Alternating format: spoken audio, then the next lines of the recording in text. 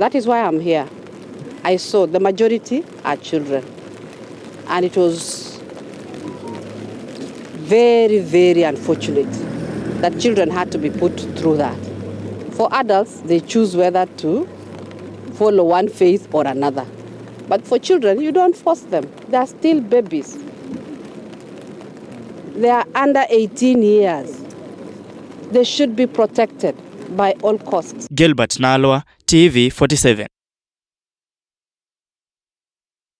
Society has so far recorded 213 persons who have been confirmed missing. The society, together with the government, has set up a helpline for those who suspect that their relatives could be in the vast forest. Have a look.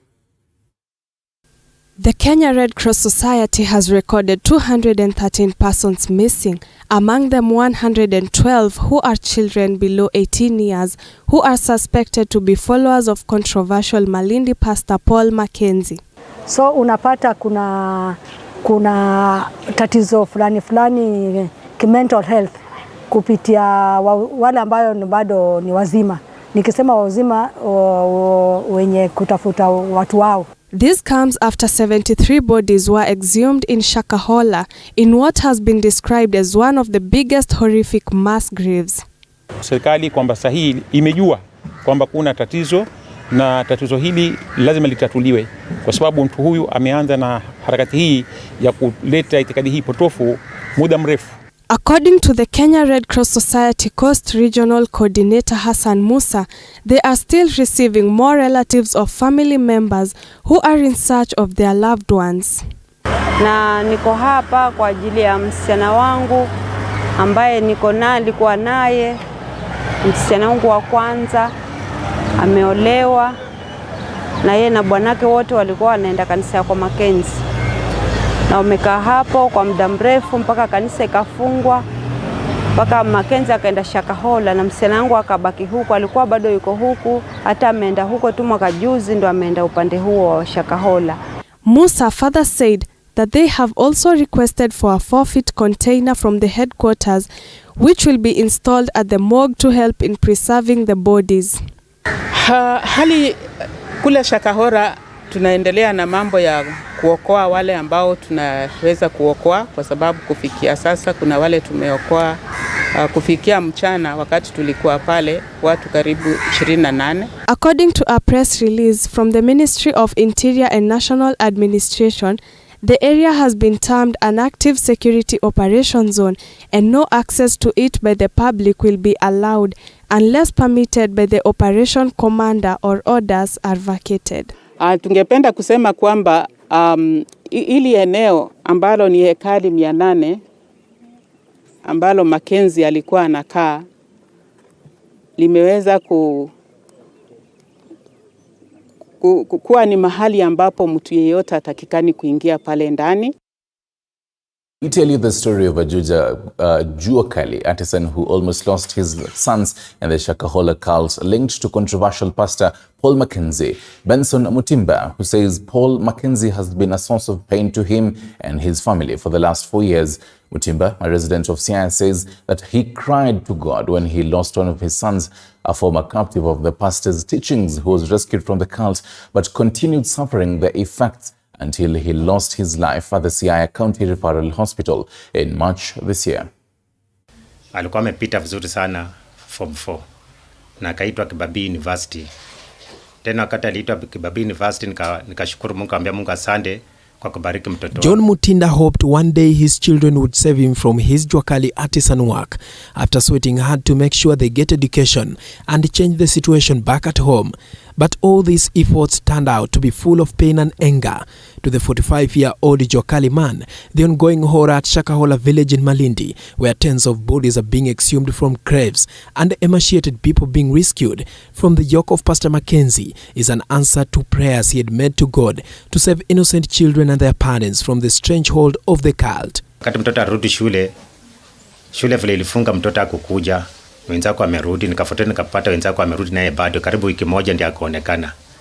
Wakati mtoto alionekana tu ameanza kusema kazi ni ya shetani, biashara ni ya shetani, shule ni ya shetani. Ati mama acha hiyo kazi unafanya, dadi acha hiyo biashara unafanya. Pia watoto wetu hao wasiende shule, naonya na wakatasema umetolea mambo wapi? Ati mambo nimetolea Mombasa kwa kanisa ya Good News International Church. The story backdates to the year 2019 when his eldest son Felix Juma, then a student at Kibabi University, came back from school and began talking negatively about the education system as well as the jobs that his parents did. The same year he convinced his 3 other brothers to join him and they all traveled to the coastal town of Malindi. His father John Mutinda made several calls to find out where his children had gone, but to no avail. When he contacted his eldest son, he was shocked to learn that his 3 children had joined their brother in coast to receive what he was told was the word of God at the Good News International Church presided over by Pastor Mackenzie. Na wakaniambia ametoka lini, nasema karibu siku 2 sijamuona na wenzake tena siwaoni. Sasa nashuku penye anaweza kuwa ndio penye watoto wanaweza kuwa. Sasa ndio wakaniambia twende kwa DCI Bungoma, anaitwa Mzokia. Tulienda kwake akatrack. Akona namba ya moyo kijana wangu kwa Mombasa mahali wanaita Malindi. Na akaniambia mtoto wako kwa Malindi. Nikashangaa amefikaje Malindi na jana alikuwa nyumbani. Though he succeeded in bringing his children back, this was the beginning of another battle of bringing his children back psychologically. When he thought that he had won the battle that threatened to separate him from his sons, the second phase was unknown to him. Coming in the year 2021, his eldest son abandoned school again and opted to join Pastor Mackenzie in Malindi. This happened after he had undergone the counseling sessions and therapies that were prescribed. This would be the beginning of the second phase of the battle he had fought earlier that led to closure of the church in 2019. And in March this year, one of his younger sons, a Standard 8 candidate who had just registered for this year's Kenya Certificate for Primary Education KCPE, also sneaked out quietly to rejoin his elder brother at the Doomsday Cult. Mimi wangu wa Ambira ameaga, tulimzika, ni uchungu sana. Kwa hivyo pia ni ombi langu kwamba Victor Maleche mahali yuko na Felix Deta mahali yuko, warejee nyumbani, warejee shuleni. Kwa sababu sisi wazazi tumehangaishwa sana, hata tukiweka chakula kwa meza hatuli kwa sababu tunawaza watoto wako wapi. Wakati tunaangalia yale makaburi yakifukuliwa hivyo, unashangaa wako naye yako wapi. His wife Esther Mukungu also called on the government to step up and rescue the 2 boys who went back to Pastor Mackenzie. Hata tukiweka chakula kwa meza hatuli kwa sababu tunawaza watoto wako wapi. Wakati tunaangalia yale makaburi yakifukuliwa hivyo, unashangaa wako naye yako wapi. Je, yako katikati ya wale ambao wamefukuliwa? Hatujui. Kwa hivyo tunabaki tukishangaa, tukiwa na wasiwasi, tukishangaa watoto wako wapi. Ni ombi langu kama wangali hai, warejee nyumbani, warejee pia shuleni. The exercise of exhuming bodies is still ongoing at the Shakahola village, with more than 94 bodies being exhumed by close of business on Wednesday. Paul Kirobi, TV47. Now let's talk solutions, and some Kenyan clergy members are calling for all religious leaders to disclose their financial assets publicly. They are worried about the rise of many self-proclaimed spiritual teachers who are only seeking to swindle innocent and vulnerable individuals. And as our reporter Olo Horace tells us, they are urging Kenyans to remain vigilant and stay informed about the increasing number of scams. The ill is not only about Kilifi, it's not only about these cults. It's about a whole society. Reacting to the shocking Shakahola cult massacre that has led to revelations of at least 90 deaths of Kenyans in Kilifi County, the Nyeri Archbishop Anthony Muheria now wants Kenyans to be careful about spiritual leaders purporting to be religious teachers when they really just want to defraud unsuspecting and vulnerable people. Instrumentalization and manipulation of misery. Everyone is using the misery of Kenyans, the poverty, to get mileage. Politicians, they are doing exactly that, instrumentalizing the poverty of our people. Muheria now wants all religious leaders to publicly declare their financial wealth, saying that the government should come in and audit the income of spiritual leaders in a bid to create more accountability and avert similar scenarios. And that we audit the wealth of all religious leaders. All of us, including myself, should be able to declare what I have in my accounts. And it should be something public for all the Christians who follow my church. They should know how much I have and how much I own. That is the only way those who are the congregation can be defended from the greed of any rogue religious leaders. Officials of the NCCK Bungoma branch have also come out in support of taming pseudo-religions in order to root out fake leaders who are out to mislead their followers. We call upon the government to take the necessary stern action as per the law against this satanic cultic man that has cost many lives of many families. We ask the authorities to take action against all cultic perpetrators that have caused the deaths in Malindi and other parts of this nation. They want the government to work with the church in coming up with the laws that will deal with the toxic religious cults. Tunataka tuweze kuhimiza serikali ya kwamba ikiweka mikakati ya kufanya regulation ya kanisa iweze kushirikiana na umbrella bodies ambazo zimetajwa kama vile NCCK, kama vile Conference of Catholic Bishops vile wamesema na mengine, kwa sababu tusiposhirikiana serikali halitajua ni lipi ambalo linafaa sana ili liweze kutumika kwa kuwezesha kanisa iweze kuwa regulated. Olo Hores, TV47. Now, to an exclusive, Kilifi Governor Gideon Mung'aro speaks out about the growing Shakahola mass grave crisis as the number of exhumed body rises. The county chief absolves himself of any responsibility for the security issue. He also called for an overhaul of the security leadership in the county. In an interview, Mwege William engages with the first-time governor, asking how this situation escaped his 8-month administration's attention. It is a matter that has gotten the attention of not only Kenyans, but the world at large. Shocking, the Shakahola situation, 90 bodies and counting being exhumed from that particular place. And tonight we are joined by Kilifi Governor, that is Gideon Mung'aro, to understand what really has been taking place in this particular area. Governor, thank you for your time here on TV47. Straight into it, let's understand, even before we talk about Kilifi County, as Kenyans, the whole country, how did we get to this particular situation that we are witnessing in Shakahola? I think in Kenya we have allowed anybody, basically any Tom, Dick and Harry can open today a church. People, when they want to have ugali on their table, they will just start a church anywhere. You'll see sometimes you drive in these roads, even in my own county, you find 3 people with public addresses outside preaching to themselves. I think, I know this debate has been there before, but I think what we need seriously to do is to regulate churches. And they must, the people who are even given license must be thoroughly investigated before they are allowed to operate these churches. Well, Governor, even before we talk or discuss the issue about regulating of churches, something that Interior Cabinet Secretary Kithure Kindiki had hinted on, let's talk about this whole issue. You as the CEO, as the Chief Executive Officer of Kilifi County, the governor for 8 months now, you mean you didn't know what was happening in Shakahola? Within the county, you can't know much because you see on the ward level, we have a ward administrator. This matter, as you have seen, it's happening in a forest. Yeah? To anybody think in their senses that a ward administrator will be walking in a forest every morning to see what is going on, it's impossible. The only people who could have given us information, because there are at least houses there, unless they tell us there's no nyumba kumi in that area, there's no village elders, because there's several houses there. So either they did not form those groups where they normally have village elders and nyumba kumi, somebody either slept on the job, or some people knew and they didn't report. The investigation will tell, because you are told that even there are people who are working there as a gang. I think 8 of them have been arrested, who normally guard these people who have gone to fast.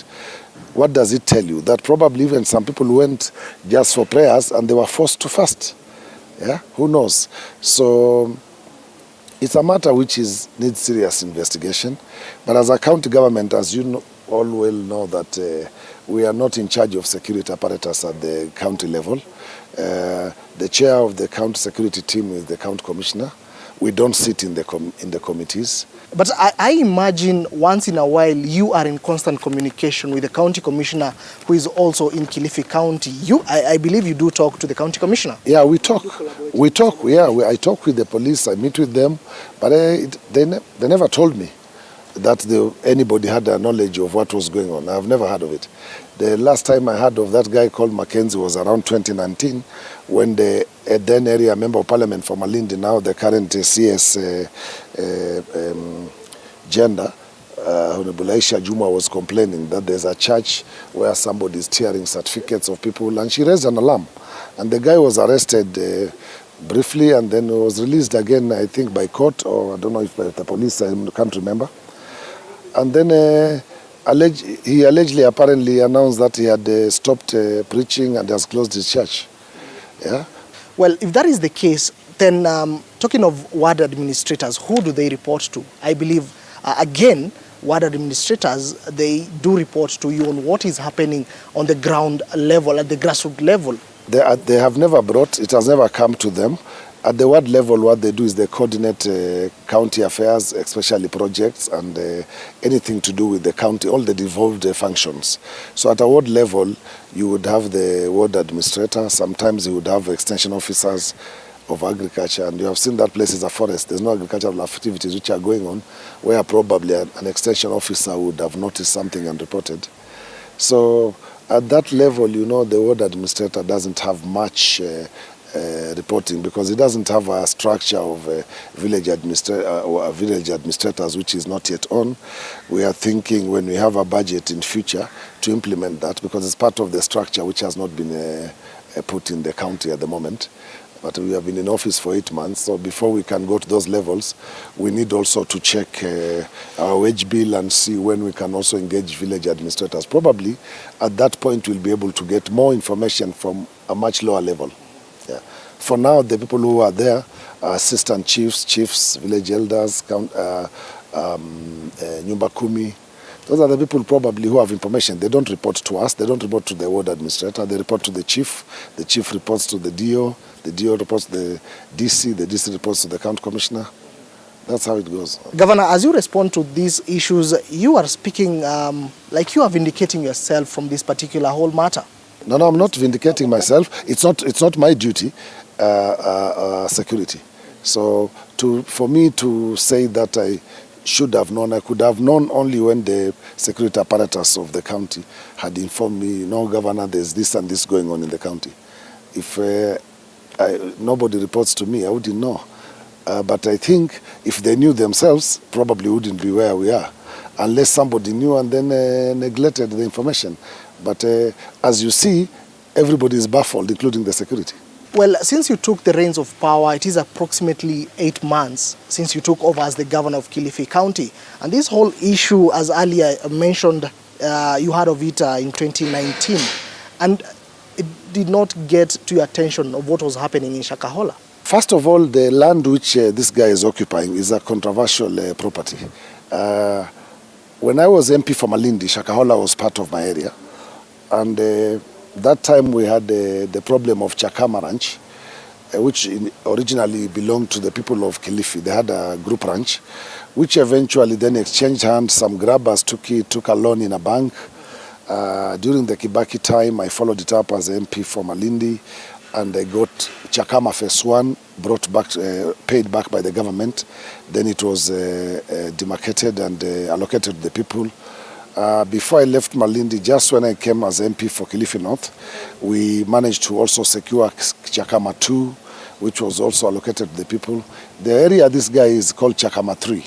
It is still controversial because somebody somewhere also has a title which he took from the ranchers and took a loan in the bank. So there's still a matter being pursued by both us and the national government. So it's an area where you wouldn't have said even the community is living there as squatters or as allocated land. You can see you have very sparsy shelters there, and you have to really go deep in the forest to find them. Today we have actually sent dozer to try to make roads so that becomes easy also for the people who are the homicide team which are on the ground. So it's a security area. It's the only place where somebody who wants to probably move in that forest must be armed, because you never know what you might. You don't forget that the same area where that Italian girl was kidnapped. So that's a forest which goes deeper. When you follow it up, it can lead you all the way to Bonny Forest. So, Governor, fair enough. We are talking about security agencies, administrators. Then let me pick your mind on this. Then who should be held culpable to whatever is happening in Shakahola? Bodies being exhumed, people being saved, people being rescued from the forest. But most worrying are the numbers which keep rising on a daily basis of bodies being exhumed. I think this is not a matter of just having a blame on who is supposed to be blamed. I think what we need to say, both the national government who are in charge of security and the county government, is that we need to be more vigilant, because if such a thing happens in such a place, then what else can happen? If somebody can live there, people visit there, but we need also to encourage our people, the borders, all these people, there's the community policing must be really looked into. We are doing the community policing thing now in Kilifi, and soon it will come to the assembly, so that we can have more. This is not because of this incident, we had already started, so that we can be able to be more involved in also these matters of the community. Because if such an incident can go on, this area is where not Shakahola but Chakama, very close. It's the same location. Chakama location is equivalent to a whole constituency. That's why the minister yesterday, the CS yesterday was saying we should gazette that place as a division so that it can have a DO, security apparatus on the ground, because it's a very big constituency. This constituency is where the former governor, the current speaker of the Senate, comes from, is that location, that ward. Adu Ward starts from the border of Garsen to Shakahola. If you drive from the Malindi Road, from where the border of Adu Ward till Shakahola will be over 110 kilometers.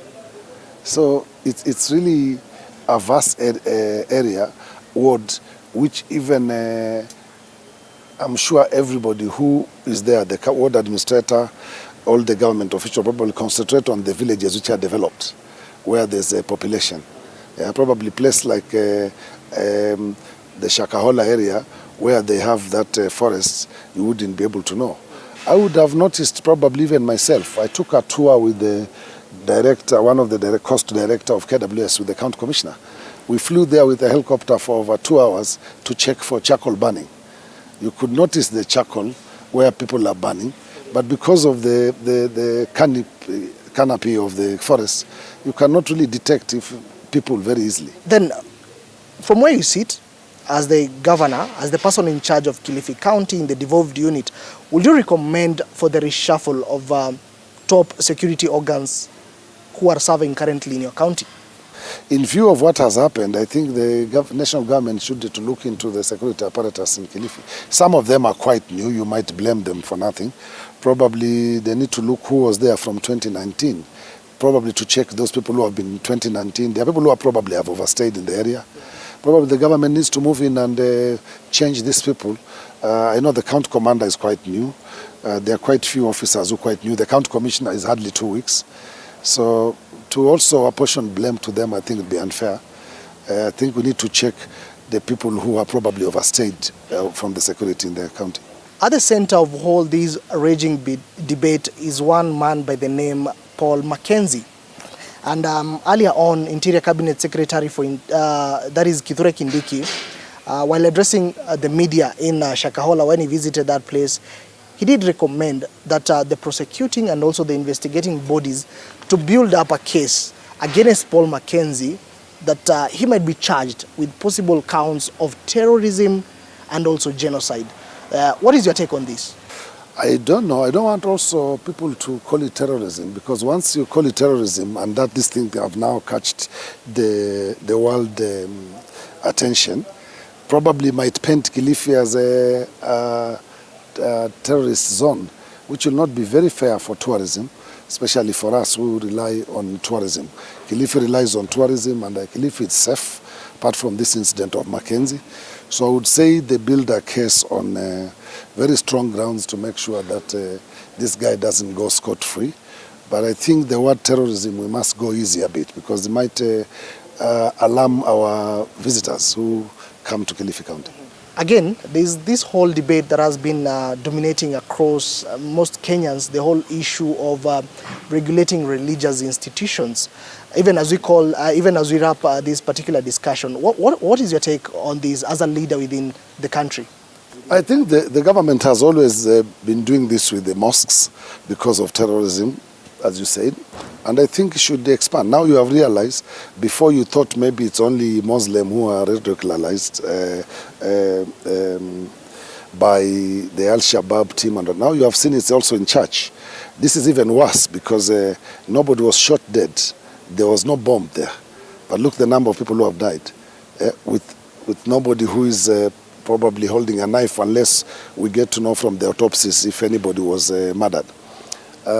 What does it tell us? That the danger is not only those who are armed, but the radicalization of the people on various angles. One thing the police probably need to establish is did these people starve willingly or were they forced to starve? Because you have seen that people who are guarding these people who have been arrested, and the police is still expanding the net, as you have said. We need to get to know, did people go there just simply for a prayer, then they were held hostage to this level? There are so many things which must be unraveled in this thing. It's not a matter of just arresting and whatever. People need to get to know, and then you can build up the case. I was speaking yesterday with the president of the Law Society of Kenya, and they're intending to come in, they're creating a team to come in next week to see how we can also try to stand for the victims. And one of the things I think they need to really seriously look into during the autopsy is to check if some of these people were either strangled or were they murdered or is only purely starvation. Many people have been asking since this revelation of Shakahola, bodies been exhumed there. You have not been seen much around. One will question, where have you been? No, I was, when the first day when this thing happened, I had a very serious ear infection for 2 days. But still, I got up and I met with the county commander with all the pens I had. And I made sure that I mobilized the arrest because when these 4 bodies were discovered, the guy went missing. And I called the county commander, we sat, and she said maybe if we give a reward for those people who will volunteer information, will be good. And I did it as a county. All the operations which have been going on there are being funded by the county, by the way. And I gave a reward, and 6 hours later we arrested Mackenzie. When he was arrested, we started the other operations, and we've been on the ground. As I'm talking to you, we because the hospital is overwhelmed, the morgues are overwhelmed, we managed to coordinate with Red Cross, who we work very closely with. I'm the patron of Red Cross in Kilifi County. By this morning, we have received a 40-foot container, which is going to operate as a temporary morgue at the hospital, which will be able to accommodate up to 300 bodies. Already we have hired a crane from Mombasa because we don't have any in Kilifi County. It's on its way to Malindi. By 3 o'clock, we should have a morgue set up and running because even already the bodies where they are being held, they might rot. It might be difficult for the autopsy then. So by 3 o'clock this afternoon, we hope. So we have been on the ground. I have a team with dozers going to the ground to make roads. I'll be there on Friday. But from day one, I think the county team has been on the ground feeding people, making sure the police who are working there are well fed. All the operations going on there are being handled by the county. We have, I personally paid the first accommodation for not even the county at the beginning, because the county, you have procedures to follow. I paid myself to accommodate the people who were rescued from there. After the church where they were, the church said they were supposed to be moved. I made sure that I got a place, a school where the owner accepted that we can accommodate them. We are not accommodating only the people who have been rescued, even the family members who have come to claim their people are all being fed by the county. Yeah. Bwana Governor, I think we will have to call it a wrap on that particular note. Thank you for making time for us here on TV 47. But to our viewer, this is a story that we are going to keep tabs on. 90 bodies and counting have been exhumed in Shakahola. Our very own Sharon Baranga will be pitching tent in that particular county to bring us more details. And this is a story that we will be keeping tabs here on TV 47. Right, and thank you very much, William Amoyege, for that pertinent interview with Kilifi boss Gideon Mungaro. And still on the front page of the Daily Nation, and actually extensively on page 10 and 11, you failed the country, MPs tell security bosses. And this particular morning, have members of parliament to actually dive into that particular conversation on what is happening in Kilifi. And just to get the sentiments before we actually get to matters, politics and state of the nation. Let me introduce them real quick. A member of parliament for Kiminini, Maurice Bissau. Very good morning to you. Good morning. Nabi Nabora, member of parliament for pardon me, Lugari. Good morning, sir. Good morning to you. And Senator Wamatinga, pardon me, for Nyeri.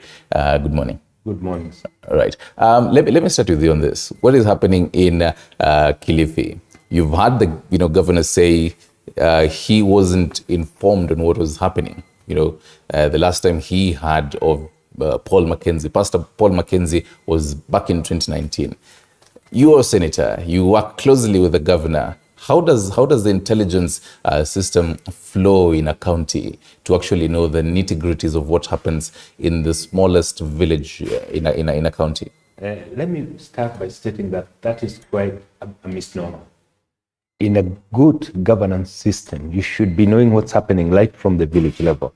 You have the systems, the administrative system, so right from the sub-chiefs, we have the concept of the Nyumba Kumi, the community policing. You have ward administrators, you have community administrators, you have community elders, people who are supposed to be giving you information, including when a chicken is slaughtered in a certain village, in a certain homestead. It should be the governor should be privy to such information. And when we get to listen to Mungaro say that he wasn't privy to what was happening, that leaves us with quite very, very serious questions, whether he's really serious with the governance of the county, because there is no way you're going to be having activities that are not getting noticed by people and they do not fall within the pattern of the community. We know each and every community has its pattern of doing, the way it does things. They wake up and go to the market. We know this pattern is given in every community.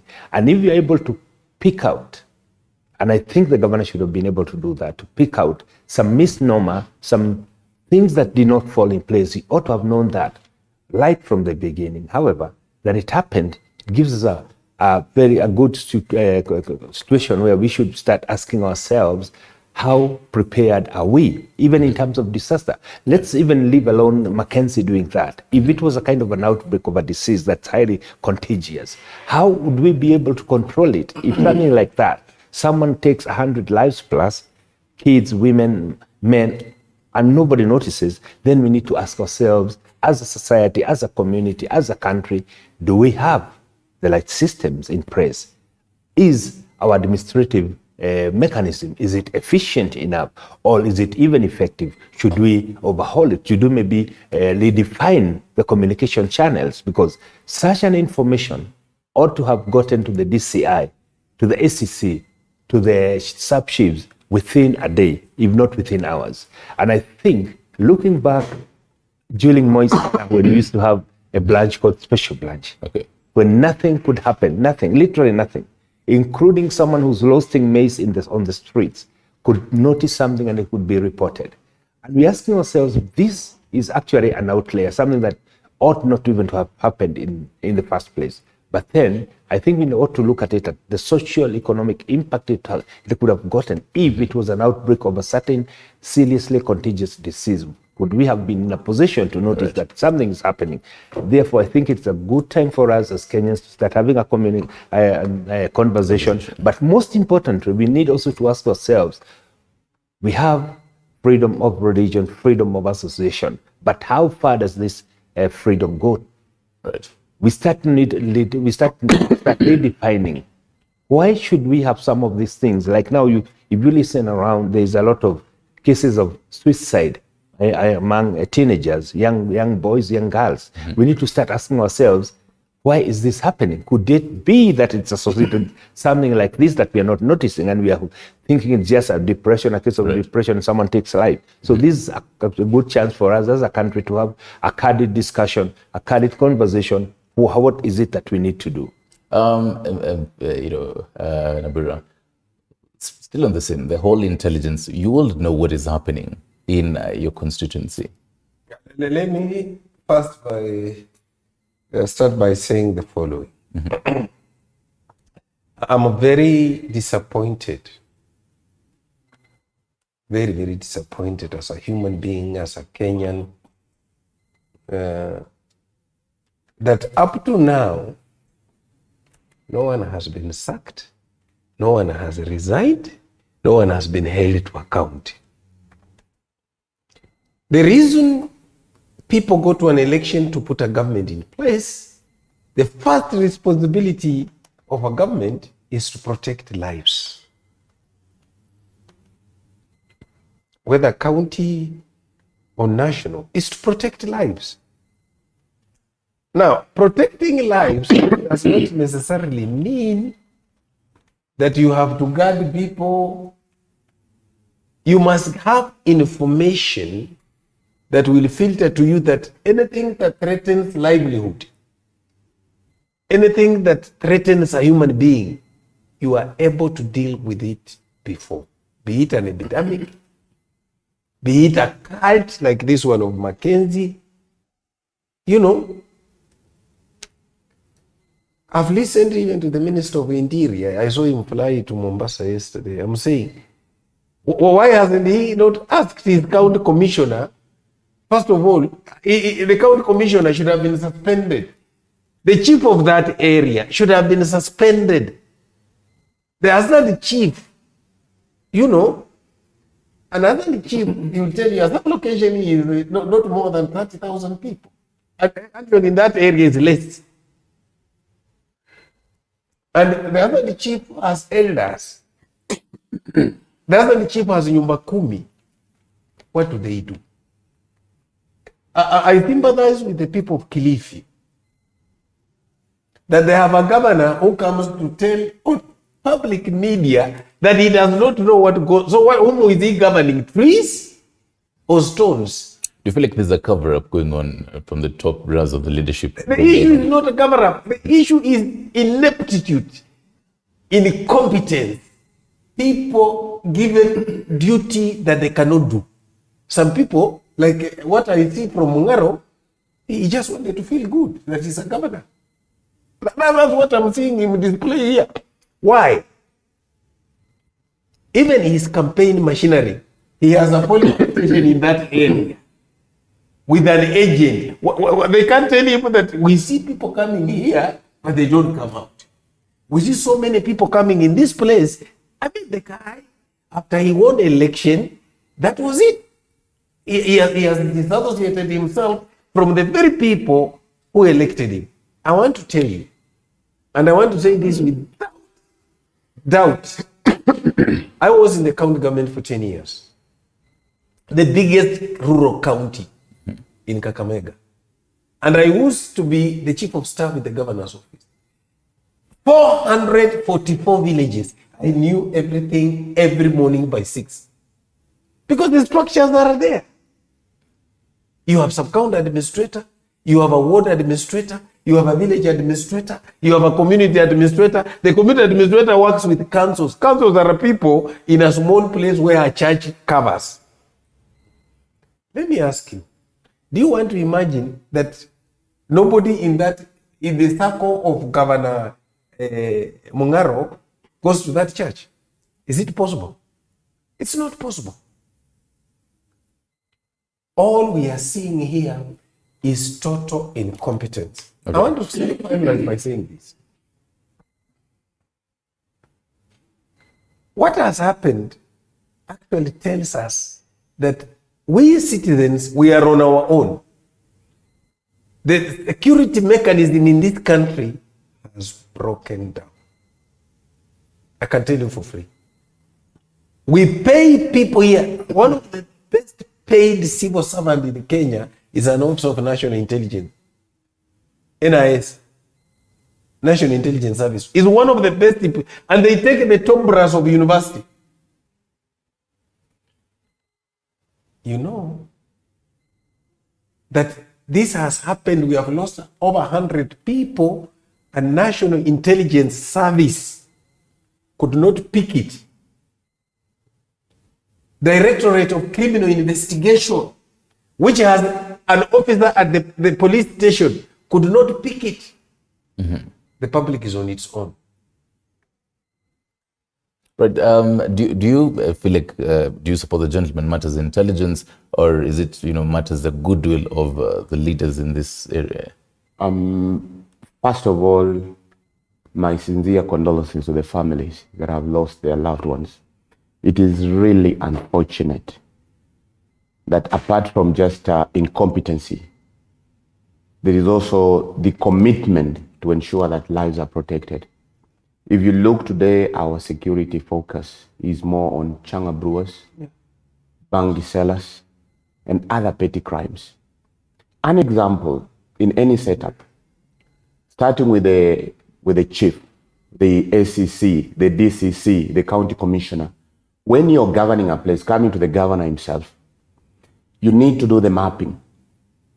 And in the mapping, you categorize the different groups that you need to focus. Churches, the licensed churches, how are they operating? What is the feedback? With a monitoring and evaluation mechanism. How are these churches being conducted?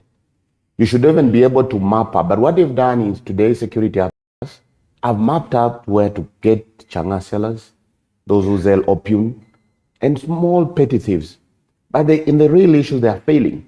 And in any governance, you need to have a dashboard. A dashboard in the sense that, how are these churches operating? How are these illegal, changa dealers operating? If it's cattle wrestling, how are they operating? But the system has completely failed. And if things have to change, when some things like this happen, there has to be something to be referred to in the future. Heads must roll from that particular village elder to the ACC, to the chief, to the DCC, to the DCI, whoever is managing that particular area. Okay. I mean, it's just ignorance. You cannot tell people, and I agree with him, our friend Mungaro is taking it so casual. Born and bred in Kilifi, he's been a member of parliament there. He's now the governor. That he comes and sits in the, bursts on television and says, I heard of Mackenzie 2019. If someone is a criminal, there has to be some follow-up. There has to be some monitoring. He was there, this is what he did. Where is he now and how is he operating? Some bit of intelligence. And that's what also we are telling even our CS Interior. Let's shift from this traditional way of doing things. Let's think of even the electronic way of monitoring. How do you send an example, shifting a bit from this Shakahola thing? Yeah. How do you keep on chasing physically the cattle wrestlers? There should be an electronic way of monitoring these guys. You can sit in Nairobi with proper installations of electronics to monitor these guys. Those forests, don't we have, we protect our forest cover. That place is a sort of a forest. You want to tell me there was no KWF guys who move around and do that? We are not monitoring our forests. We are not monitoring our borders. Basic things. KWF, most of the choppers that are used by politicians here and even the fixed wings are owned by KWF. Those are assets that are supposed to review things like forests and all these things. And that Shakahola plays in a forest. Yeah. Now, why should we be picking those choppers and moving around for politicians for political rallies and all these things and doing their own errands. That should be assets that should be deployed by that particular entity to be monitoring what is happening. So in a nutshell, the entire system has collapsed. And it would be good for a stern action to be taken so that it can be used as a reference in the future. So that even for those who will be deployed, or for those who've got forests elsewhere, for those who've got similar churches, and those churches are known. And some of them even come on TV. I mean, you will see them, the type of, the way they carry themselves. First of all, it's uncouth. You don't even want to watch such services with your children, because you can see that even what comes from a preacher does not really represent, what we have to see as Christians, as Muslims, as Hindus, So we need to ensure that after this particular issue, and if the government is serious, to take some action, as my brother Honorable Nabi said, by now, head should have rolled. And Mheshimiwa Matinga just said, for good administrators, hata kuku ikichinjwa, if there's a chicken is slaughtered in a village, they should be able to know. Mahesh Nabi, he speaks about the whole religion, and NCCK, right now is saying they should be, taming the whole the religious practices and ensuring that, the religious leaders, people know what is actually happening. Your thoughts on this? Let me tell you, we lost it as a country the moment the state went to bed with the church.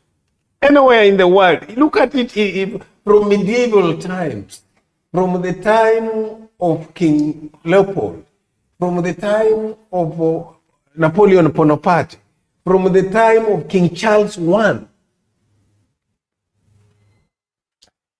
Anytime the state goes to bed with the church, the nation loses it, the people lose it.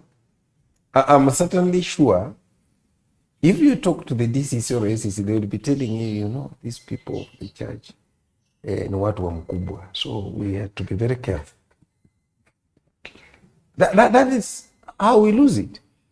The state uses the church to penetrate the masses and confuse the masses. The church uses the state to get away with murder.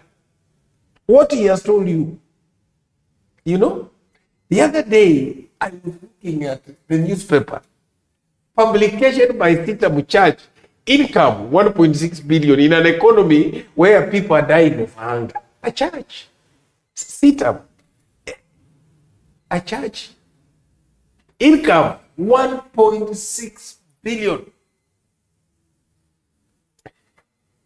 He has children, I have children, he has children in the way we come from, they cannot go to school. But the people have been confused to go and pay so much money to the church hoping for something which is not there. But allow me to interject here. Honorable Nabi, with all due respect, the income of a church, nothing. What we just need to do is to regulate these mushrooming rogue churches. But for a church income, I don't think there's a problem. You need to allow me to finish. It's giving. Yes. You need to allow me to finish my argument. I'm looking at it from a moral point of view. Okay. What is the moral point of view? The moral point of view, when you looked at that income of Sitamu, did you see taxes? Did you see the taxes are paid? It wasn't there. It is the moral point of view. And that's why I'm arguing that the issue of state and church must be separated. How do you regulate a person you've gone to bed with? How do you? It's like me asking me to regulate my wife, or asking my wife to regulate me. When we look at each other, we start remembering the things we have done together. No, nobody owes the other anything. Okay? All I'm trying to say, my brother, is this. that we need to regulate these many mushrooming churches. There are no churches. You saw the other day, there's some lady with some bodyguards in blue, you know. I mean, when she's arriving, that she's a preacher, Bishop Natasha or somebody. When she's arriving, I mean, even when the president arrives, it's better. I can tell you. Life changes. People are pushing the church. You know, if you are not careful, you can even stumble on children. That's what we need to regulate. You saw the other day, some fellows wanalala chini, akishuka kwa gari, when the bishop or whatever they call it, mtumishi, akishuka kwa gari, anatembea kwa migongo ya watu. You saw the other day, somebody is preaching na amebeba kwa mabeka ya mtu. And he's preaching in this country. But then, Senator, how do we regulate this? Let me first of all start by disagreeing with Mheshimiwa. The problem is actually not the churches per se. We have organizations within communities that have engaged in all manner of things, including terrorism. The question that we need to ask ourselves, and I also want to disagree with the point of the church going into bed with the government. Some of us, like myself, I'm a very strong believer, and I'm a very, very established Christian. And I know that through the church, right from the time I went to university in Germany, it's the church that supported me. I would want to say that the church is one of the strongest community mobilizer. Then is there a section of the church that is, as he rightfully puts it, in bed with the government? The constitution that we promulgated 2010 allows freedom of association. And that's why you saw the other day, even the court pronouncing itself into a judgment that left almost every Kenyan quite flabbergasted. Why? Because when the court says that you have freedom of association, that you can associate with whoever you want, including the LGBTQ, I'm asking myself, then murderers can come together and say, we are an association of murderers. The Constitution gives you the right to associate. What we need to do as a society, we need to start asking ourselves, when me and you join together, there is the governing rules of any society, any community.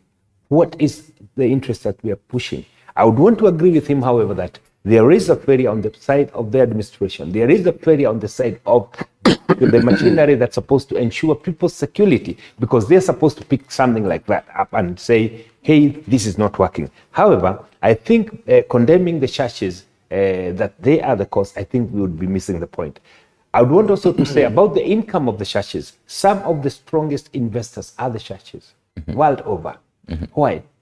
Led by people who are committed, and that is why that will bring us into the question why most African nations have failed. Had we had committed leadership, committed to the cause, Africa would not be where it is today. Kenya would not be where it is today. And moving forward, the question is, how do we regulate this without encroaching on the freedom of association for the churches, and without being seen to be babysitting the churches, because they are part and parcel of the community. In fact, the church and the government, they are inseparable. You cannot separate them. The church helps us to manage the moral standards of the society. There is one particular cult that has gone off way. Should we then give a blank condemnation? How many churches are in Nyeri County? We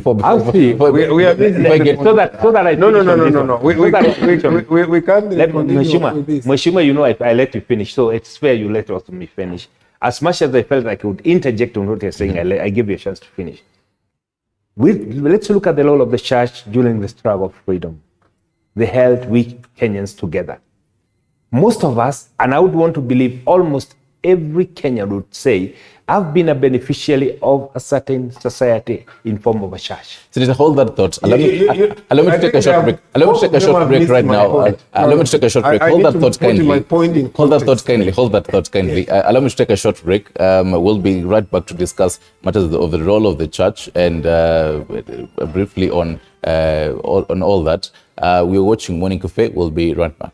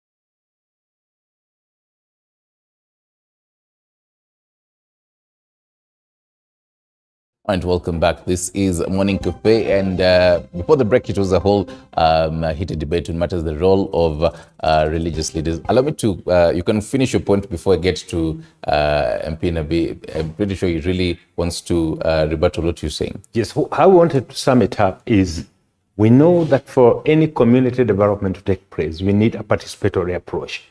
And this approach is best enshrined and anchored in churches. This is one of the most cohesive society or part of the society that we have in all communities around the country. And therefore, what we need to do is, without losing the importance of the churches, is control some of the cults that could be falling way off, like now Mackenzie. And I think this is just one of the very, very few. There are a few in the past, in history, have done the same, maybe not in such a big number, but they are there. But what I'm saying is the importance of the church in community mobilization, in community participatory approaches, in community development cannot be underrated.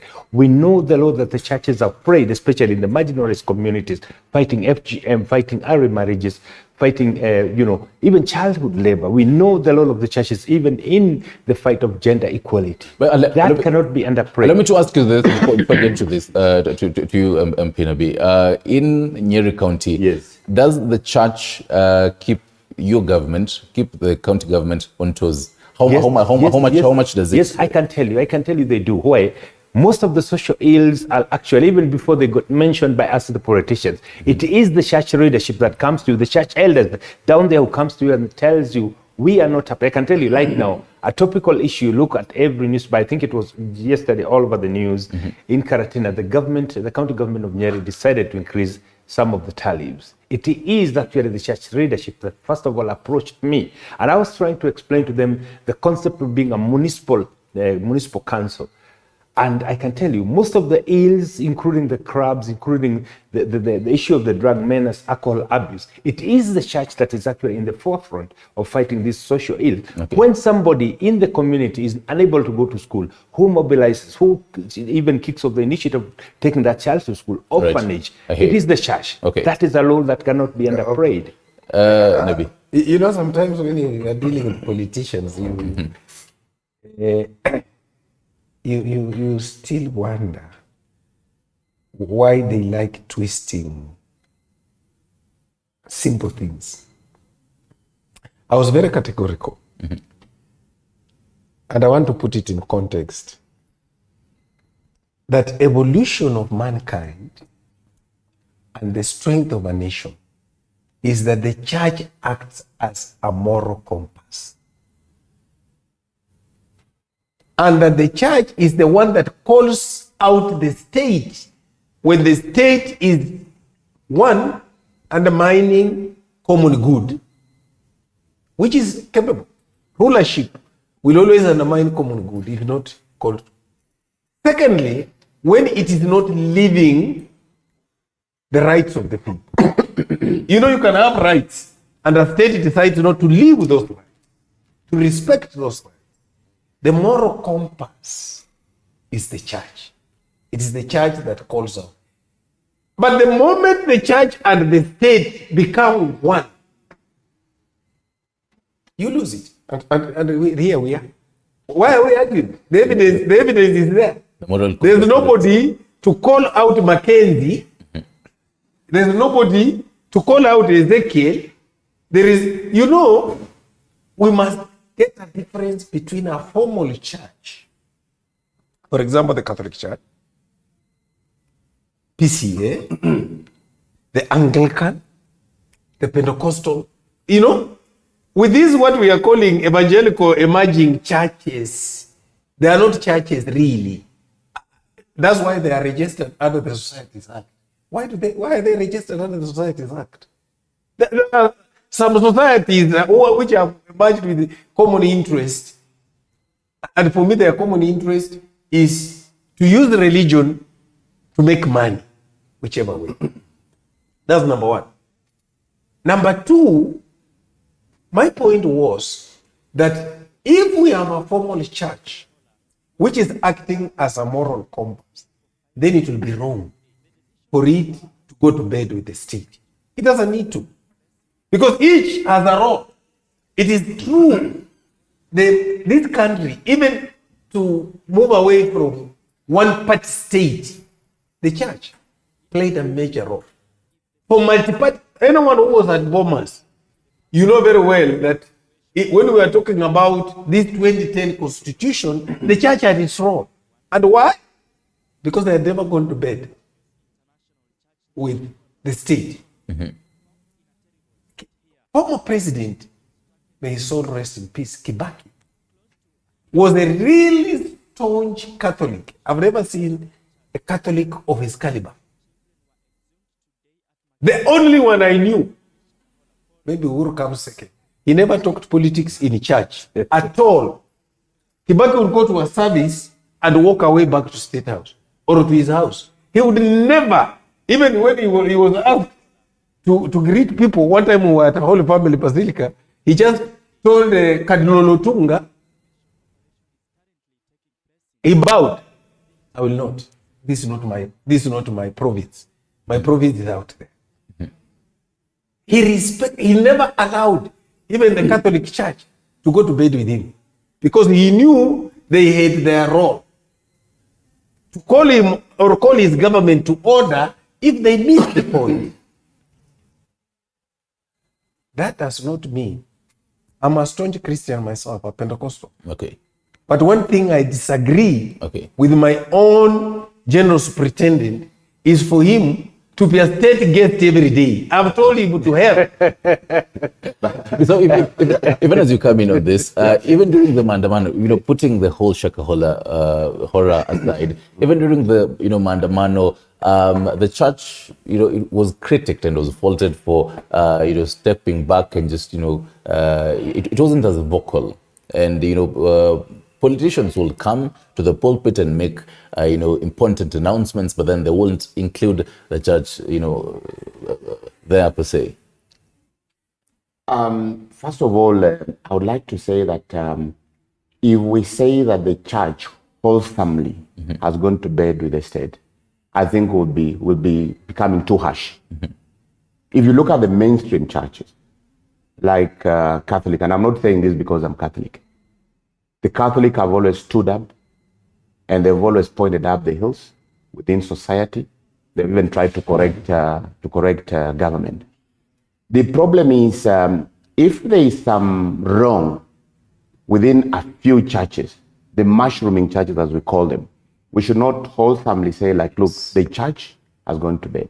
We need to respect the role the church has played. The church has remained a very strong partner with the government. Matters education, matters peace and reconciliation, matters health. They've constructed hospitals, an example.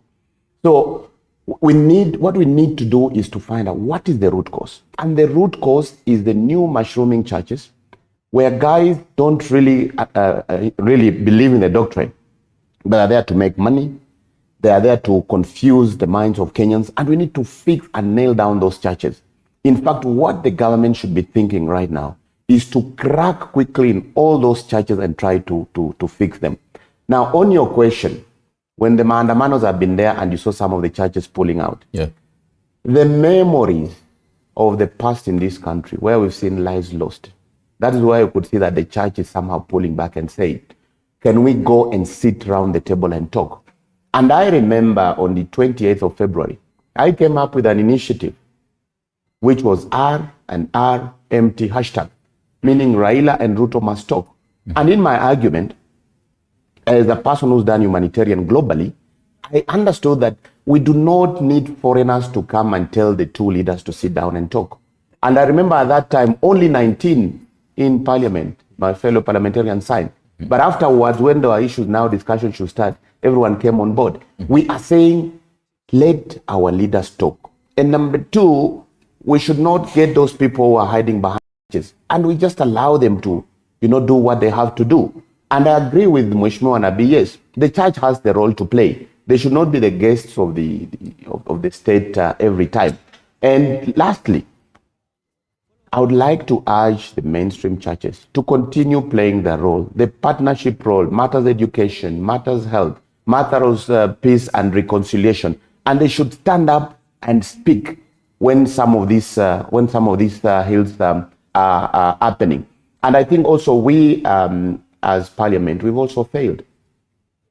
We should have regulated this issue long time ago. Okay. And now we have an advantage. We have got a constitution that allows us to call anyone in Parliament, raise all those issues. So we need also to bring in the, Registrar of Societies as the first step.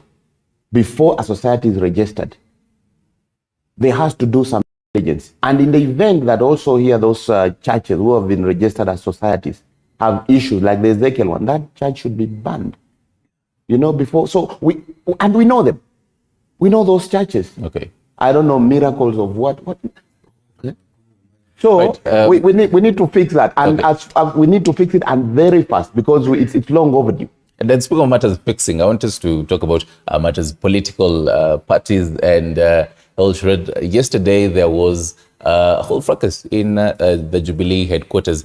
Let's listen into this particular soundbites by former President Uhuru Kenyatta and Acting Secretary General Acting Secretary General of the Jubilee, that is Kanini Kega, the suspended suspended Secretary General Jeremiah Kioni, and also Aden Kenan. I don't know if we have those particular soundbites ready. Right, we'll be getting into that. But then let me start with you on this. The political parties in the country. We can backtrack to what was happening in Jubilee headquarters yesterday. Technically, it was the first time that we did see former President Uhuru Kenyatta publicly in authority as the Jubilee party leader. What do you read into this? Let me start by stating that it was envisaged in the Constitution of 2010 that a retired president should also retire from active politics. And that was not ill-advised. Why? When you as a retired president and you have your successor, you've had the state machinery, you've had the security machinery, you've had your systems in place, you would easily sabotage the efforts of your successor to run the government. I would also want to state that that was the lowest politically for the former president to come, because he's a respected person. As a retired president, he's not just like me or you. We would expect him to give guidance, to give maybe leadership, but I would expect him not to read in the style of going and joining hands with guns and throwing stones or that kind of stuff. That is very, very unfortunate. However, I want to state this. It is within his constitutional right to engage with whoever wants, to involve himself with whoever wants, even to learn his own private affairs, because having been a former president does not mean that he doesn't have the constitutional rights. But then there are things that you would say, what are the dynamics of life? Like, what are the stages that you progress? However, I would say this is a new in Kenya. This is the first one in Kenya. We had Moi who retired, we had Kibaki who retired, and from there, they let their predecessors move on. Party politics in Kenya, and Jubilee Party, we know that the president had envisaged a situation where KANU successively will remain in power. Jubilee was an extension of KANU. The way it was managed, it had to crumble. And the most unfortunate thing is that as it crumbled, it went down with him. Trying to bring it back to life, getting into the politics of Kioni and Kanini Kega, I think that is coming too low for a president. I'm being informed that we do have those particular sound, but before we jump in, he speaks about how what the president was doing there, and the language used. Let's listen into what the leaders were saying before you actually jump in. Let's have the sound bites. Plus, we have said that we are going to follow the due process. Remember, good people, when the order were given to stay the execution of NEC deliberations in Nakuru, for us, we obey the law, and we never engaged in any Jubilee matters until the 19th, when the court pronounced itself. And it's very clear. In fact, you don't need a lawyer to interpret for you. And the clear instructions of the court. In fact, right now, Honorable Kioni is acting in total disregard of, is actually contempt of court. And those are some of the charges that we are even going to prefer against him. So we are hoping that from today he will not purport to represent Jubilee. He will not purport to have this office as a headquarter, because this office is also not gazetted as the official headquarter of Jubilee. And from today, Jubilee will not operate from this headquarter. I want to appeal to the Honorable Kioni. Kenya is not a banana republic. Kenya is a country governed by the rule of law. We will not allow you to operate in a manner that only fits your own thinking. We want you to accept that now you are the former SG, they are the new officials. This party has a constitution. Kenya is a country governed by the rule of law. And please don't be a nuisance to the neighbors here. This is a highly respectable party. There were people who took upon themselves as members of NEC. They convened themselves and came up with resolutions that we challenged in court, and the court agreed with us that the only people who can call the NEC is the Secretary General of the party or the party leader. We have been very decent because we did not want to become untidy, so we allowed the law to play out. And eventually we have a judgment that was entered on the 19th, clearly saying that any attempt to take the party through that route is null and void. And the letter is of no consequential effect. Kwa hivyo mimi, wakati nimepigiwa na SG na ameniambia yale ambayo yanatendeka, mimi nimesema, mimi nakuja kusimama na yeye, nakuja kusimama na wanafuasi wa chama chetu, kulinda haki ya chama chetu. Mimi sina lolote lingine. Na mimi nawauliza wa Kenya, tuishi kwa amani. Tuishi kwa amani. Tusikubali kuingizwa chuki kati yetu. Tuishi kwa haki. Gentlemen, you've listened to what the four leaders say, and MP Nabi. This is the first time we're seeing President Uhuru Kenyatta after a long silence. Many critics would say that his long silence and not stamping authority for a long time in the Jubilee party has caused the whole strife. Do you agree? Let me first of all tell you, that guy is shrewd politically. In his silence, who now? The former president. Mm-hmm. Oh. In his silence, he was communicating a lot of. He was not even people in to stumble on his property, and he chose not to say a word. He chose not to say a word. That is communication itself. Impossible political communication. And I wonder what Senator Wamatinga takes of it, because I didn't even see Wamatinga condemn the people who went to trespass on that property. To him, maybe you weren't allowed where I was. Just a minute. To him, that was very good. No. Those who trespassed don't let that one back. On Uhuru's property. What we say is any property of any Kenyan anywhere must be respected. Regardless whether you are former president. So are you condemning it right now? What we are saying is the right of property of any Kenyan, regardless whether you are former president, regardless of whether you sell Mama Boga in Kawangware, your property must be protected. There is no privileged Kenya or non-privileged Kenya. On this one I'm saying any property destroyed must be condemned with the strongest terms possible. Any Kenyan. I'm happy and underline the word any Kenyan. I'm happy today he's condemning. But up to today he had never condemned. Please. So, secondly, you've listened to this and you had listened to what he said, that he is stooping too low. I don't understand what stooping too low is. Uhuru retired from being president but remained the party leader of his party that had put him to power, called Jubilee. He remains the party leader. When things get as the party leader, he must come and crack the whip. He must come and provide direction. Did he come too late? He came too late. No, Mr. Johnny come too late. Just a minute. Okay. It is his strategy, and we will see. Okay. There's nothing there too late. There is a court ruling.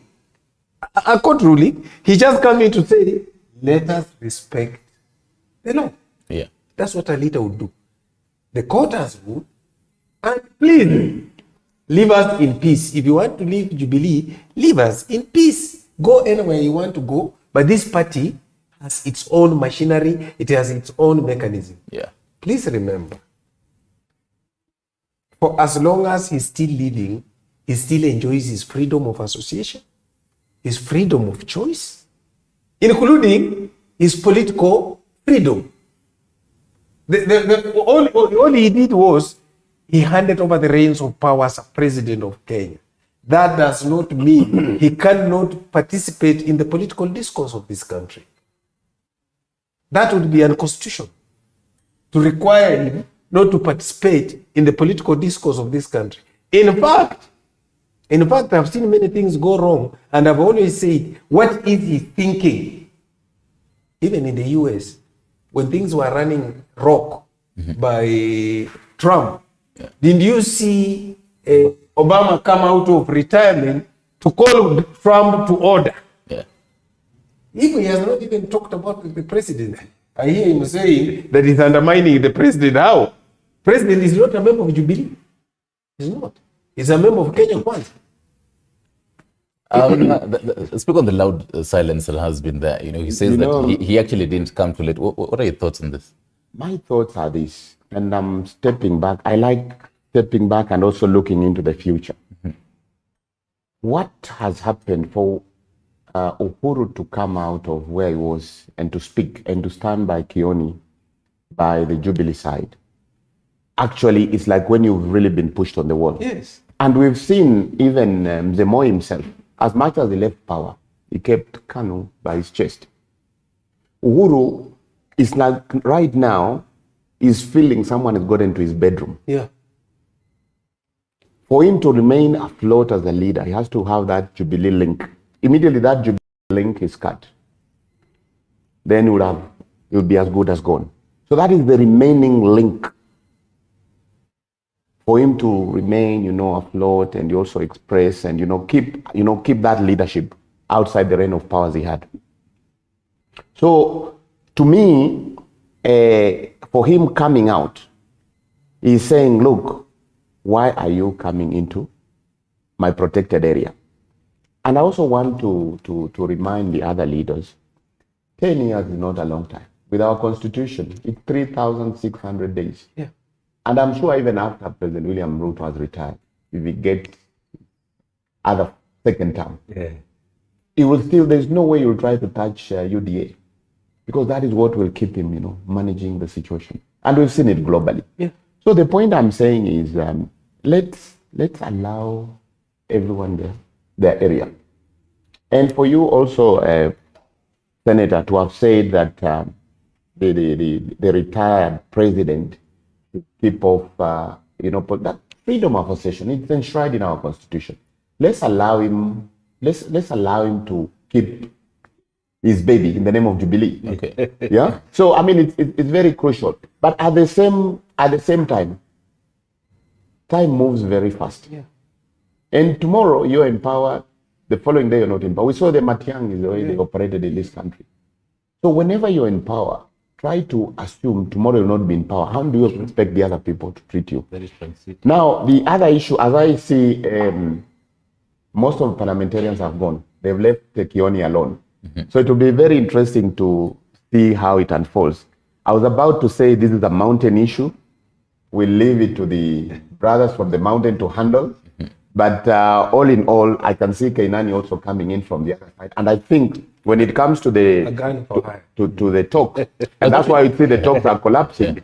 Because already Keinan, who's supposed to be on the Azimio side, is crossed on the other side. And it's like now trying to negotiate with your father about dowry, and you're supposed to be on that family.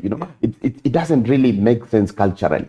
So I think that's why already you see the talks they're just dead on arrival before even they commence. And it's a sticky issue that, Senator, yesterday, Stephen Kalonzo Musyoka, the Wiper Party leader, and I quote him, he says, this is an attempt by Kenya Kwanza to destabilize us ahead of our planned mass action on May 2nd, but we shall not be deterred. We are prepared to face them. This is concerning, Kenya Kwanza leaders faulting former president for actually going to the Jubilee headquarters.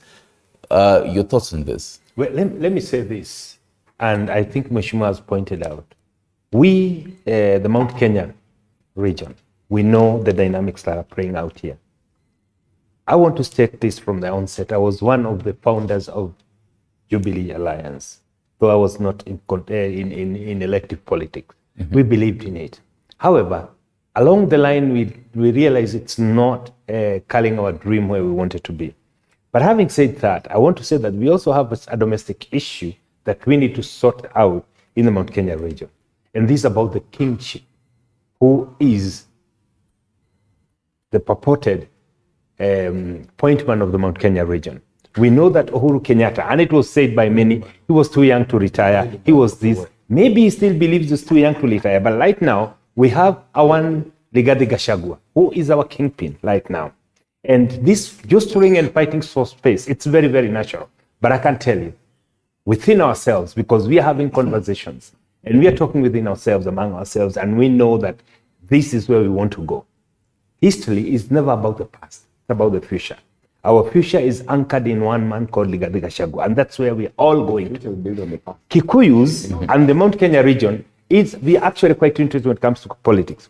We elected, or we put in place the first president of Kenya, who was Jomo Kenyatta.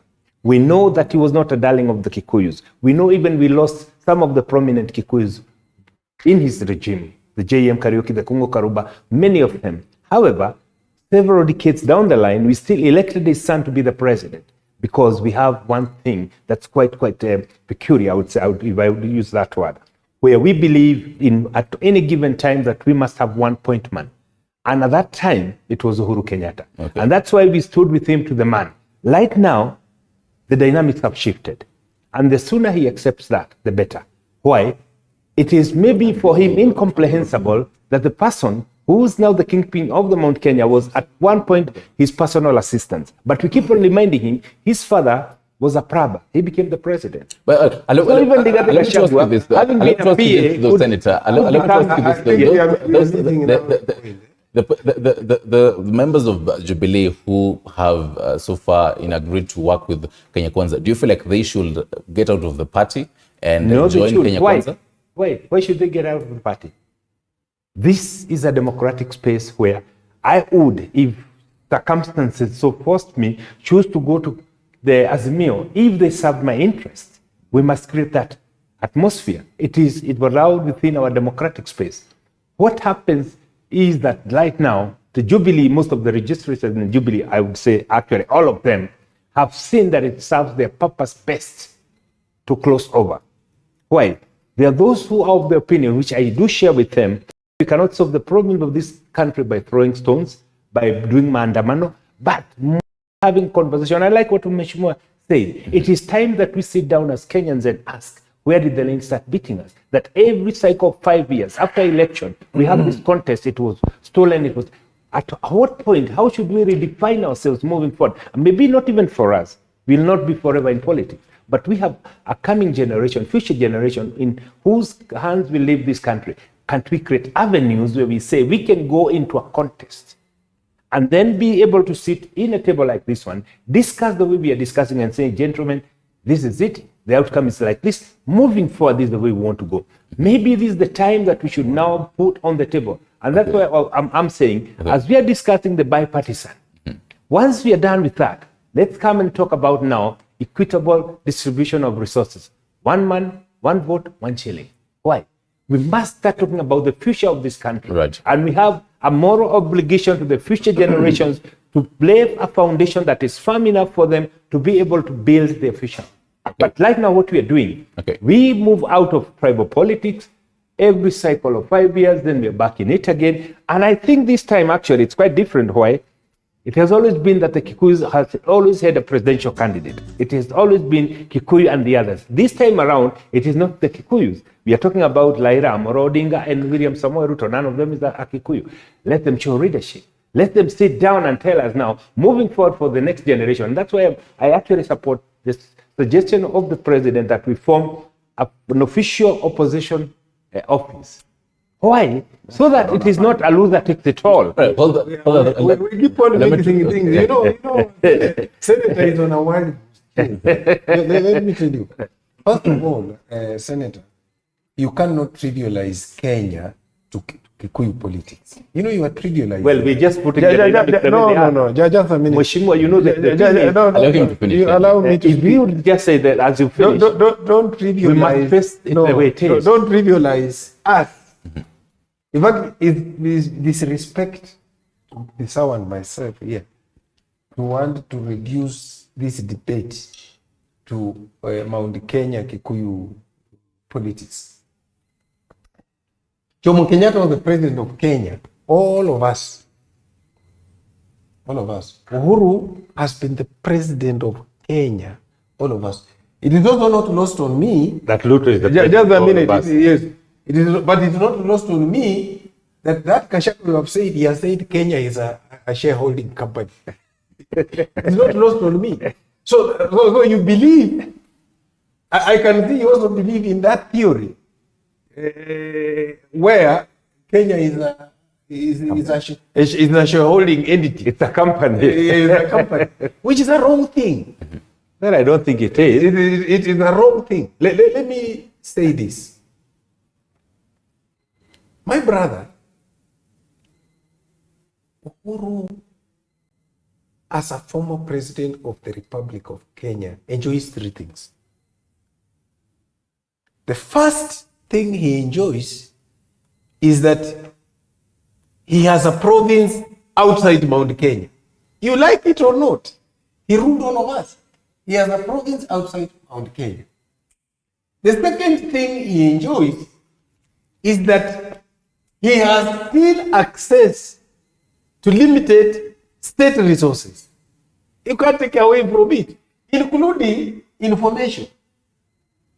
You cannot, my friend, you have been a former president. You cannot take away from him.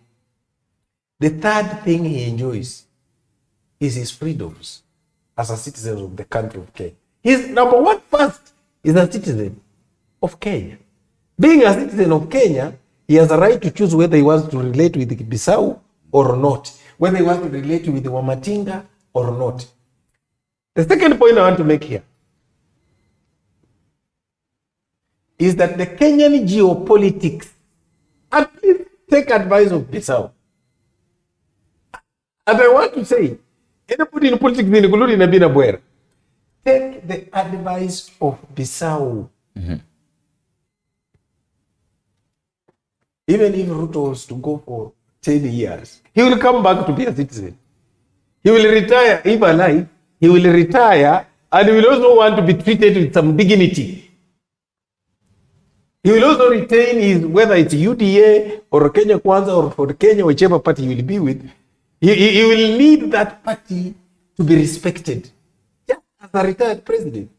You know, it's unfortunate for you people in Mount Kenya, as you claim, the shareholders, to imagine that we people should respect Uhuru as a retired president, but you don't want Uhuru to say, I also need to be respected as the leader of Jubilee.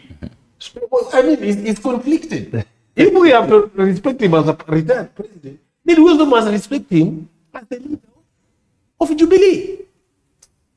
I mean, you respect me as your father-in-law, but you don't want to respect me as a member of the society, which is which. So, Mount Kenya people must stop trivializing the former president and allow him space. My brother, where we are headed tomorrow, the geopolitics of this country, and he has told you, please, this thing of Kenya Kwanza imagining they will manipulate all of us. They know that when it is illegal, it is not right. You want to negotiate with somebody and you take his child. You know, you take his child to go to negotiate with him. How possible is it? How will this affect the bipartisan talks? That in itself is not showing good intent and good faith. And I want to call on President William Samoei Ruto. But I'm not being aware. Please, if he intends really for bipartisan talks to take shape, can he withdraw one Aden Kenani? I mean, there are many people, including Wamatinga here, he can negotiate. Put Wamatinga. Yes, including Wamatinga. Because, you know, it is the spirit that matters. He will tell you, in negotiation, this man has traveled globally. He will tell you, in any negotiation, even at village level, unaona hii mahari tunaendaga nyumbani. Chini wanaangalia, ni nani amekuja? What the people can reject. Mahari tu. They reject it, wanasema, ai ametuletea watoto, hao watu wezi ongea nao. Wazee wanakataa. And you will have to respect it. Now, if you must show good intent, you must show the spirit of what you are saying. Right. And that frustrates some of us.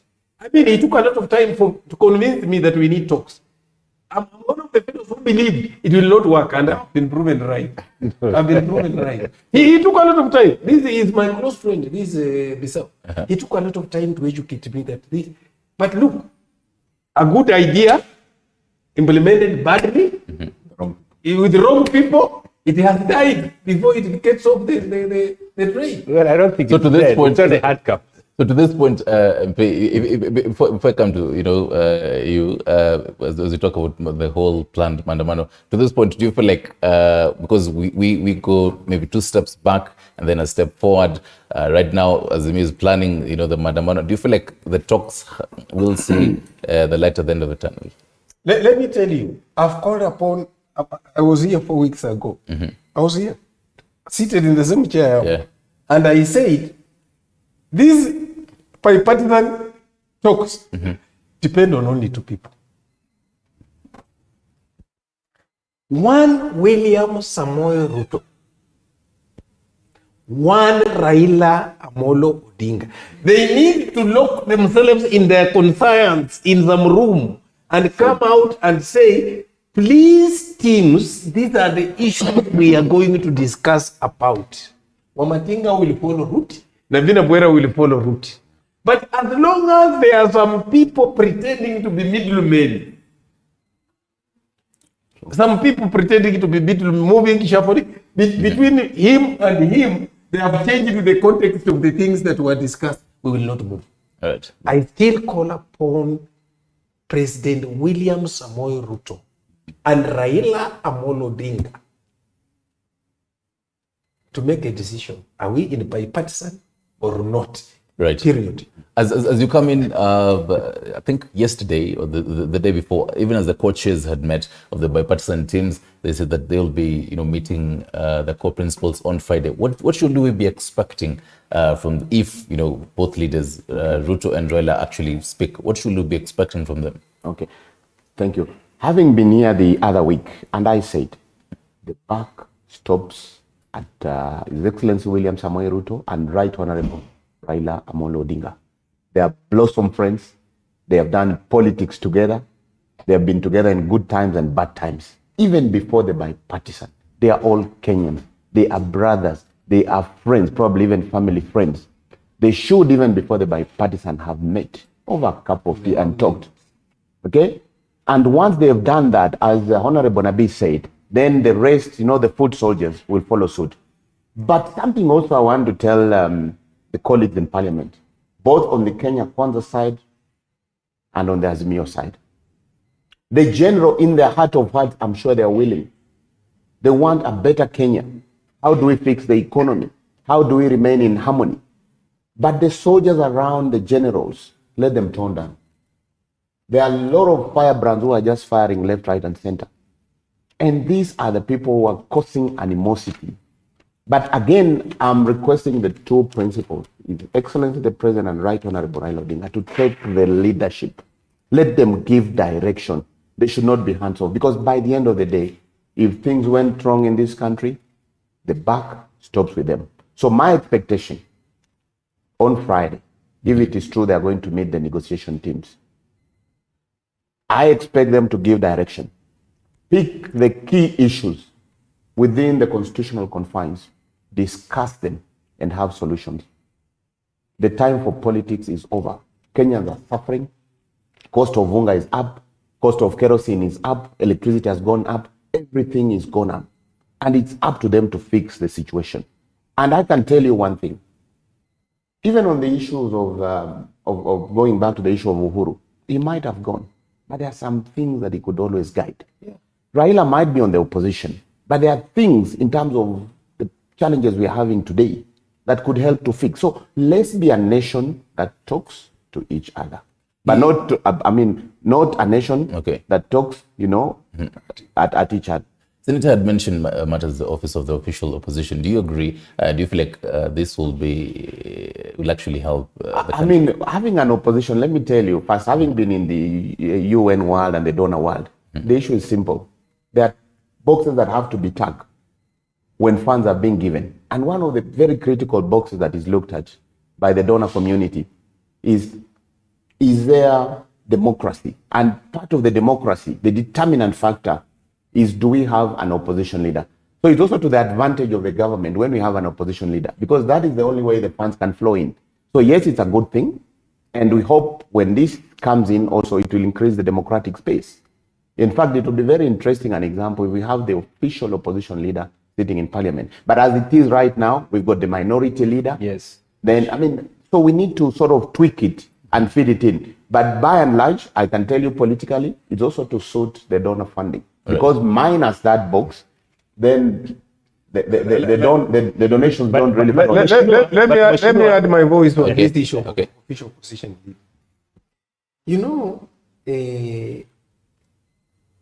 Waswahili wanasema tunakaa kama ngiri. We like warthogs in this country. We forget the past. In 2010, we went ourselves to the people with our constitutional framework. The people chose a presidential system.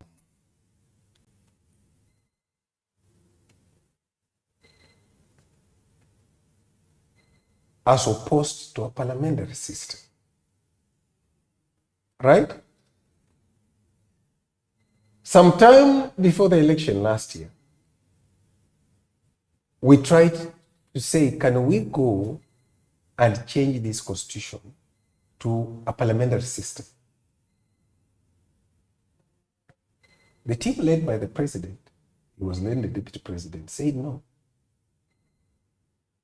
We don't need a parliamentary system. And if we look at our constitution texture, the constitution is there for all. We are being unfair to the country. We cannot introduce an official position which changes the system of governance from presidential to parliamentary without going back to the people. What has changed? We want to confuse the texture of the Constitution. If we really feel we need to go the parliamentary system, why can't we just do a proper constitutional amendment? Why are we sneaky? Yesterday I saw the Prime Cabinet Secretary in some corner there in Parliament, sneaky, trying to answer questions which he didn't even have an idea, because he doesn't hold a substantive position. Actually, the question he was answering is a question for the PS Treasury. PS Treasury. This country, we must live reality. We must live in truthfulness. We must do things the right way. The problem we have in this country, every time we want to do the right thing, tunaenda nusu, tunakata. Tunaenda nusu, sasa hii ni nusu ingine tunataka kufanya, just to suit the situation, we access the donor, and then when we come after another 5-10 years, we are back at it again. Well, I think it would be actually quite unfortunate if we were to reduce it to just accessing donor funding. I think every democratic process is dynamic. It does not matter. If we did the right thing, even in bits for the last 60 years, we would be in the right place right now. I do not want to say that the president has actually suggested having office of official opposition so that we can access donor funding. We've been accessing donor funding the last 60 years, so that cannot be far from truth. However, I would want to tell Mheshimiwa here This time, the bit of nusu, we are not going to have any nusu mkate. We in the Mount Kenya region have said. I think. Let me let the gentleman finish. But Shimon, I've waited for you. But who has talked about nusu mkate? You just say we do things nusu, then we leave. I'm saying this time around, and I think we must also learn to respect the constitutional space that has been created by our constitution, as currently it is. Moving forward, we can have a discussion. Does it suit us? Should we amend it? Should we even maybe do away with some bits of presidential parliamentary? That can be a discussion that we can have moving forward. However, we must also realize that the constitution, as currently is, allows us to have an election every 5 years. How can it be that in every 5 years we have the same person contesting the results? We have the same discussion.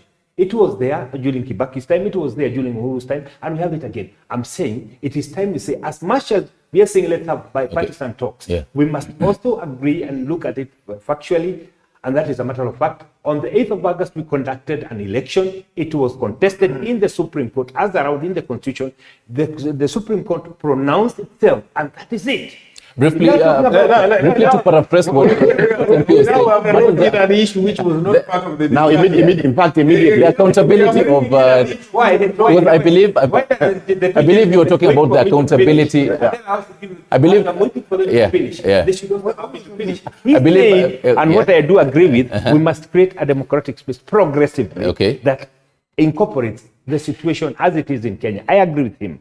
He said that we must have a talk. I'm saying actually it is not a requirement, constitutional requirement. It is the generosity of the president, because the court pronounced itself that the elections have been decided. And MP also speak about the accountability of the last question. Now, what I'm saying is, how comes it is not the MCAs, it is not the MPs, not the senators, not the governors, not the women left contesting the outcome of the election? It is one individual who have in all successful government contested that. We must ask ourselves that question. Don't you think that these problems are confined to one person? Maybe not to Kenyans. Kenyans moved on. 6 months down the lane, we saw someone come and say that we have a whistleblower who has never been named. The servers should be open. They were told by the court it is hot air they're serving. Now they're coming and telling us, on basis of the hot air that was provided, let's have a talk. I'm saying, as a Kenyan, it is good, let's have a talk. The accountability of this office of the opposition. No. Yeah. Just accountability. This is what I want to say. Yes. And I'm looking at the senator in the eye. Senator, minus the elections. Okay? If you came on this national television and you're talking about Nusumukate, I think you're abusing the intelligence of Kenyans. Forget about the election issue. Let's look at the problems. Those guys in Nyeri who cannot afford unga. Those were in the colonial villages. Let me finish. Yes. Those guys who are going to hospital, there are no medicines in hospital. Yes. The cost of living that has gone very high. People living in Madade cannot work. Those are the problems we want to address. Don't look at everything from the election perspective. Okay, let's put the servers on the side. Do you think, you said here you're a very staunch Christian. Do you think there is something wrong if the two brothers, No, there is William Samoei Ruto and Raila Odinga, and talk about the problems affecting Kenyans? We should all have that. Why have we gotten into this mix? Everything we look at it is about when Raila Amolo Odinga and William comes to the table, it's about them sharing the cake or asking for Nusumkate. If we start looking at it from that perspective, and by the way, I'm sure many of you are wondering why I keep on talking about peace. I've just been elected the president for peace and conflict for the Forum for Parliamentarians for 12 countries. Now, my worry is, the other day I sat down with Ka, the Central African Republic, and the colleagues from Uganda, talking about the LRA issue. Now, I'm so ashamed. Back in my own home, guys are hammering each other. There is mandamano, there is, you taking that position. While I'm expected to be sorting out other issues out there, in my own backyard, my very good friends, my learned colleagues, like yourself, you're still looking at it from a very, parochial approach. We're saying that when the two brothers are talking, it's all about sharing government positions. Can we step out of that and look at the real issues that are affecting this country? Because immediately we go to the table and we have someone from the Kenya Kwanza side reasoning the way you're reasoning. Then we get another one on the other side reasoning the way you're reasoning. It becomes a problem. then these talks are dead on arrival. And that is why I'm asking that the two leaders, they take the leadership and operate. And if you remember what I said, even when these discussions are being done, they should be within the constitutional confines. Yeah? So that by the end of it all, ask yourself, in the future, when the books of history are being written, Senator Wamatinga of Nyeri, Nabi Nagwera Rugari, Maurice Kakai Bissau of Kiminini, when the books of history will be written in the future, do you want to be that senator, that MP, who was there just funding, problems such that brought Kenya to ashes? Which part do you want to be? So let's be peacemakers. Let's not be warmongers. I do. I rest my case. Even as you come in, should we be focusing on bi or multi-party? Let me just make a series of points. First of all, I want to disabuse the statement by Omatinga about individualizing this discussion to Raila Odinga, and also remind him that Raila he wants to bastardize is here, seated as a senator, courtesy of that man. If he didn't insist on what he's insisting, the right things to be done, we would not be having a constitution where even me, I'm enjoying as a member of parliament, a multi-party. So it is not always about who is in power. It is about what is the right thing. Nyeri would not have had the president. Yes, exactly. It's about what is the right thing to do. After all, then we would not be talking about Jesus all this time. He's the common factor. Why haven't you come up with another one? Because it is the moral thing to do. Right? Raila is just playing his own. For the many of us who think things haven't worked the right way. And ask him. Why is he then talking about one shilling, one man, 1 shilling? If things are so good, if things don't need to be addressed, well, I think why is he talking about? I think we've just agreed it's a dynamic process. It is not static. That's what we are saying. Right. That's what we are saying. I want to say this back to where we were. That any sane Kenyan, anybody who has been in this country, will agree that we are at our lowest. We are 1 month to go. We don't even have 50 million shillings of CDM. 1 month to go. In the worst time, even during the Jubilee government, we never got there. We never got there. No money in this. There's no money. Right? We can open schools in May because there's no money for bursary. How can we do it? So this tells you. Allow me to have your last words. Senator, you can have a rebuttal on what he's talking about, and your last words in a minute as we. Thank you very much. I want to say that as the Weshimas here have agreed, we as a country need to have a conversation, but it must be guided by sincere intentions. Why am I saying this? It cannot be that just the other day, we had the price of unga 250. Right now, the trend is downward. We know the international trend, economic, there is a downturn. We know that the dollar has become a problem globally. And I would expect, when we are having this kind of a conversation, we look in the confines of the global economic situation. How is it Kenya compared? Moving forward, I would want to say that what is our biggest problem is when I force you to the table because I'm blackmailing you, then the sincerity of the whole thing is not there. Why I'm twist your arm? If you don't call me here, I'll go on demos, I'll go stoning people, I'll go doing this, because I am not also not sincere. Why don't I, like the Mheshimiwa here say, these people talk, why don't I call you and tell you, these are my issues? It is because the intention is not sincere. But I would say, however, it is important as Kenyans that we sit down and say, when for the last 60 years we've done things the long way. That's why we have people living in colonial villages, 60 years after independence. Thank you. We must have that reconciliatory tone to talk about the things that have happened in the past. Yes, your parting shots. My parting shots is, let's get out of this issue of cost of living because of the dollar. If you told me, I mean, coming from Kitale, we've got close to 50,000, 60,000 acres of ADC. Yeah. If we planted maize and we supported these farmers, We'll not be talking about, oh, unga has gone up because of the exchange rate. And by the way, is it true that you are planning to go and plant maize in Zambia? Is that true? Well, that's propaganda. I mean, if it's propaganda, that's fine. But let's invest with our local resources. Okay. Kenya is very blessed. We've got good land in Kitale, and that is still government land. You don't need to do anything. We just need to put in resources, and we'll go ahead and come up with a very good harvest. So the issue of dollars and stuff, the unga problem has a local solution. And that solution, we need to sit around the table, and some of the solution might be on the opposition side. Thank you. So let's listen to everyone and move on. Thank you. Let me tell you, first, it is propaganda being propagated by Kenya Kwanza government to say that government is broke. Right? Secondly, the KRA head commissioner has clearly been saying he has met his targets. Okay. No, he missed his target. No, I'm saying he reported he was in got the his Senate target. the other day.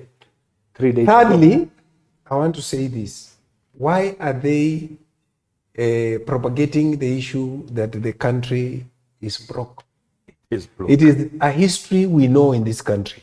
When people want to tip their hands in the coffers, they send a highway message ahead that, you know, this is it. Please stop the propaganda. Work for Kenya. We want the country to go forward. Thank you, gentlemen. Thank you very much, gentlemen. Home Matinga, Senator Nyeri County, and also the chair of the Energy Committee in the Senate, Nabi Nabora, Member of Parliament for Lugari, and Morris